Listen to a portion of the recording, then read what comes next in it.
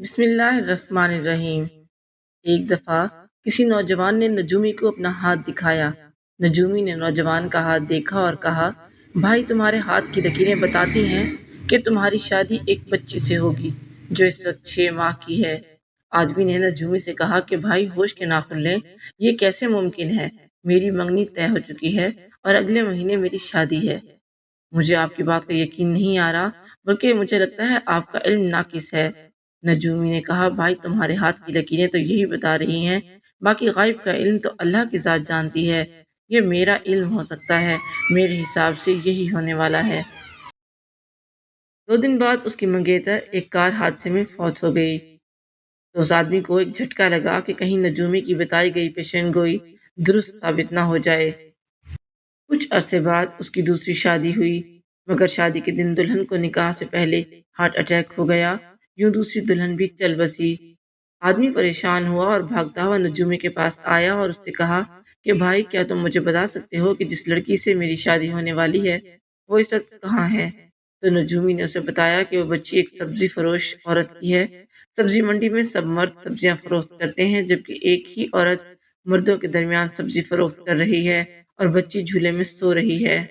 وہ سبزی خریدنے کے بہانے سبزی منڈی گیا اور اس عورت کو تلاش کیا۔ تھوڑی دیر کے بعد اس نے دیکھا کہ ایک عورت سبزی بیچ رہی ہے، جبکہ ایک بچی جھولے میں سو رہی ہے۔ وہ عورت سے آنکھ بچاتا ہوا اس بچی کے پاس گیا۔ پہلے تو اس کا گلا دبانا چاہا، پھر اچانک اس کی نظر ایک پتھر کے ٹکڑے پر پڑی۔ اس نے وہ ٹکڑا اٹھایا اور بچی کے سر پہ دے مارا، اور یہ کہتا ہوا وہاں سے بھاگ کھڑا ہوا کہ تقدیر میں لکھا بدلا جا سکتا ہے۔ پھر اس نے قسم اٹھائی کہ زندگی میں کبھی شادی نہیں کرے گا، کیونکہ جس لڑکی سے اس کا رشتہ طے ہو جاتا تو وہ لڑکی مر جاتی تھی۔ وہ ایک بڑی کمپنی کا مالک بن گیا اور اس کی زندگی کا مقصد دنیا کا مالدار ترین آدمی بننا تھا۔ وقت تیزی کے ساتھ گزر رہا تھا اور وہ دنیاوی کامیابیاں سمیٹتا جا رہا تھا۔ لوگ اس کی کامیابی کی مثالیں دینے لگے۔ ایک دن وہ امیر آدمی کسی بڑے حادثے کا شکار ہوا۔ جان تو بچ گئی مگر کومے میں چلا گیا۔ 1 ماہ تک وہ بستر پر بے ہوش پڑا رہا۔ پھر جب ہوش آیا یہ بات بھول چکا تھا کہ اس شادی نہ کرنے کی قسم اٹھا رکھی ہے۔ ڈاکٹر اس کا قریبی دوست تھا، اس لیے آدمی کو مشورہ دیا کہ تم شادی کر لو۔ تمہیں ایک ایسی بیوی کی ضرورت ہے جو تمہارا خیال رکھے، کیونکہ ملازم جتنا بھی اچھا اور وفادار کیوں نہ ہو، عورت سے زیادہ خیال نہیں رکھ سکتا۔ اپنی معذوری کو دیکھتے ہوئے اس نے شادی کا فیصلہ کیا۔ ڈاکٹر نے اس سے کہا کہ میں ایک لڑکی کو جانتا ہوں جو بہت نیک اور مخلص ہے، اگر تم کہو تو میں تمہاری شادی اس سے کروا دیتا ہوں۔ آدمی کی شادی اس لڑکی سے کرا دی گئی۔ وہ لڑکی بہت ہی خوبصورت تھی، مگر ہر وقت اپنے ماتھے پر بال بکھیرے رکھتی تھی۔ آدمی نے وجہ پوچھی تو لڑکی نے بتایا اسے بچپن میں چوٹ لگی تھی۔ ہماری کسی سے کوئی دشمنی نہیں تھی، مگر پھر بھی حیرانگی اس بات کی ہے کہ بچپن میں مجھے کسی نے مارنے کی کوشش کی تھی۔ امی نے مجھے بتایا تھا کہ جب میں چھوٹی تھی تو انہوں نے مجھے ایک کپڑے میں لپیٹ کر مجھے ایک کپڑے کے جھولے میں سلایا اور سبزی فروخت کرنا شروع کی۔ ایک آدمی نے مجھے سر پر پتھر مارا اور پھر بھاگ گیا۔ اس نے اپنا چہرہ چھپایا ہوا تھا۔ مجھے ہسپتال لایا گیا، میری جان تو بچ گئی مگر ماتھے پر گہرا زخم پڑ گیا، اس لیے ماتھے پر بال بکھیرے رکھتی ہوں۔ لڑکی نے ماتھے سے بال ہٹائے تو واقعی کوئی پرانے زخم کا داغ تھا۔ آدمی کو اچھی طرح یاد آیا کہ 20 سال پہلے میں نے ہی اس بچی کو زخمی کیا تھا۔ آدمی نے دل میں کہا کہ بندہ ہر چیز سے بھاگ سکتا ہے مگر موت اور تقدیر سے بھاگ نہیں سکتا۔ بعد میں یہی بندہ مولانا طاہر کاظمی کے نام سے جانا گیا، کیونکہ اس کا مکمل ایمان اللہ تعالیٰ کی ذات پر ہو چکا تھا کہ جو قسمت میں لکھا ہے وہ کبھی نہیں ٹل سکتا، چاہے انسان جو کچھ مرضی کر لے۔ تھائی لینڈ کا ایک باشندہ بتاتا ہے کہ اس کی پیدائش ایک چھوٹے سے گاؤں میں ہوئی۔ بچپن بہت اچھا گزرا، جینے کا مزہ آتا اور زندگی بہت آسان تھی۔ گاؤں والے سال میں 2 ماہ کام کرتے، 1 مہینہ فصل ڈالنے اور 1 مہینہ فصل کاٹنے کا، باقی پورا سال فرصت رہتی۔ اتنی فرصت کہ ہر مہینے کوئی تہوار مناتے، روز دوپہر کو کھانے کے بعد سو جاتے، شام 8 بجے تک آپس میں ملنا جلنا، کھیل تماشے اور باتوں کا دور چلتا، ہنسی خوشی اسی طرز پر پورے گاؤں کی زندگی گزر رہی تھی، جس میں کوئی فکر تھی نفع کا۔ پھر کسی طرح گاؤں میں ٹی وی آ گیا، شہری لوگ بھی سیاحت کی غرض سے گاؤں میں آنے لگے۔ وہ حیران ہوتے تھے کہ ہم کیسی زندگی گزار رہے ہیں، ہمیں کہتے کہ تم لوگوں کو شہر جا کر کامیابی کا تعاقب کرنا چاہیے۔ گاؤں والے خاص کر نوجوان طبقہ میڈیا سے متاثر ہونے لگا۔ وقت لگا مگر آہستہ آہستہ سوچ بدلنے لگی اور پھر اکثریت کو محسوس ہونے لگا وہ غریب ہیں، ہمیں شہر میں گھر بسانا چاہیے۔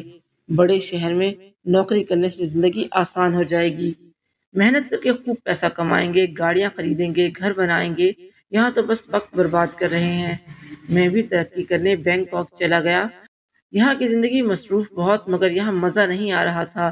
بہرحال جی مار کر میں نے خوب محنت کی، پھر بھی روزانہ ایک پیالہ نوڈلز کو کھانے کو ملتا، کبھی دل چاہے تو زیادہ سے زیادہ فرائیڈ رائس چھٹی والے دن کھا لیے۔ چھوٹے چھوٹے کمروں میں لوگ کیڑے مکوڑوں کی طرح رہتے، بدبو اور گندگی کا تو حال ہی برا تھا۔ 4 سال تک نوکری کر کے پھر بھی کوئی پیسہ نہ جوڑ سکا کیونکہ مہنگائی سے خرچہ کمائی سے زیادہ ہونے لگا۔ میں سوچنے لگا کچھ تو غلط ہے، جتنی زیادہ محنت کر رہے ہیں اتنی زیادہ زندگی مشکل ہوتی جا رہی ہے۔ پھر کسی سیانے نے بتایا اچھی نوکری بڑی ڈگری سے ملتی ہے اور تمہاری تعلیم تو بہت کم ہے۔ اپنے خواب پورے کرنے کے لیے میں نے قرضہ اٹھایا اور یونیورسٹی میں داخلہ لیا۔ پڑھنا مشکل تھا، تعلیم بورنگ تھی، وہاں جا کر پتہ چلا کہ ساری تعلیم ہی نیچر کے خلاف ہے۔ ایگریکلچر پڑھنے والوں کو سکھایا جاتا ہے کہ کھیت کیسے تباہ کرتے ہیں، آرکیٹیکٹ والوں کو سکھاتے ہیں کہ کیسے پہاڑ کاٹ کر شہر بسانے ہیں، اور انجینئرنگ والوں کو سکھاتے ہیں کہ کیسے مشینری استعمال کر کے جنگلات ہٹانے ہیں۔ جو کچھ سکھایا جا رہا تھا اس سے یہ سمجھنا مشکل تھا کہ عملی زندگی میں یہ کہاں مثبت طور پر کام آئے گا۔ چونکہ میں گاؤں کی نظر سے دیکھتا تھا تو ہر سبجیکٹ ہی تباہی محسوس ہوتا کہ اتنا کچھ پیدا کرنے والی زمین میں کنکریٹ بھر کر اسے کیوں برباد کیا جائے۔ سوچنے لگا یہاں سے پڑھ کر نکلنے والے لوگ زندگی میں جتنا زیادہ کام کریں گے اتنی زیادہ بربادی ہوگی۔ ہر چیز کو ہی مشکل بنا دیا، سب ریس پہ لگے ہوئے ہیں، سیکھنے سے زیادہ جیتنے کا جنون ہے۔ کلاس فیلوز سے بات ہوتی تو کہتے کہ ڈگری ہوگی تو کمائی ہوگی، تبھی اپنا گھر بنائیں گے۔ احساس محرومی نے سٹریس آسمان پر چڑھا دیا، سکون نہیں، ہر چیز بری لگتی ہے۔ بالآخر عاجز ہو کر سب چھوڑ دیا اور گاؤں واپس چلا گیا۔ شہر میں 8 سے 12 گھنٹے کام کرنا پڑتا، واپس آیا تو پہلے کی طرح رہنے لگا۔ دوبارہ چاول کی کاشت شروع کی، 4 ٹن چاول میں سے آدھ ٹن 6 لوگوں کی فیملی سالانہ خوراک کھاتی۔ 2 تالاب مچھلیوں سے بھر دیے جاتے، پورا سال مچھلی کھانے کو ملتی۔ آدھے ایکڑ پر باغ رکھا جس میں روزانہ 15 منٹ محنت کرتا، 30 قسم کی سبزیاں اور پھل اگاتا کہ 6 لوگ پورا سال کھا لیں گے۔ تمام اضافی چیزوں کو بیچنے کا کاروبار بھی اچھا چل گیا۔ کچھ جانور پال لیے، سواری اور کھیتی سے لے کر دودھ، گوشت، انڈے اور کھال ہر چیز حاصل ہوتی۔ یہ سب بہت آسان تھا اور مجھے ایکٹیو رکھتا۔ میں بے وقوف تھا، یعنی کہ گھر کے چکر میں شہر گیا۔ 30 سال کام کرنا پڑتا تب جا کے شاید کسی گھر کے مالک بنتے۔ یہاں روز صبح 2 گھنٹے گھر بنانے پر لگاتا ہوں، ان دونوں ہاتھوں کی محنت سے 3 گھر 3 مہینوں میں تیار ہو جاتے ہیں۔ موازنہ کریں، اپنے کلاس فیلوز کے مقابلے میں میرے پاس 29 سال اور 9 مہینے فارغ ٹائم بچ جاتا ہے۔ میں نے کبھی نہیں سوچا تھا کہ گھر بناؤں گا، مگر آج میرے پاس اتنے گھر ہیں، یہ سوچنا پڑتا ہے کہ کہاں سوؤں۔ یقین نہیں آتا تو آزما کر دیکھ لیں، آپ بھی یہ کہہ سکتے ہیں، آپ بھی یہ کر سکتے ہیں، بس نظریہ بدلنا ہوگا۔ لوگ برانڈ اور فیشن کے پیچھے بھاگتے ہیں، محنت کرتے ہیں، کاروبار کو چمکانے میں لگاتے ہیں۔ مجھے بھی کسی دور میں شوق ہوا کرتا تھا، پیسے جمع کیے اور نئی جینز شرٹ خریدی، پہن کر خود کو آئینے میں دیکھا تو وہی انسان تھا جو پرانے کپڑوں میں تھا۔ میں چاہتا ہوں کہ آپ فیشن کو کیوں فالو کرتے ہیں؟ فیشن تو آگے ہی رہتا ہے اور ہم فالو کرتے کرتے زندگی گزار دیتے ہیں۔ یہیں رک جاؤ، یہاں جو کچھ بھی خریدنا ہو خود سے سوال کرو، کیا یہ میری ضرورت ہے یا پسند؟ ضرورت ہو تو خریدیں ورنہ چھوڑ دیں۔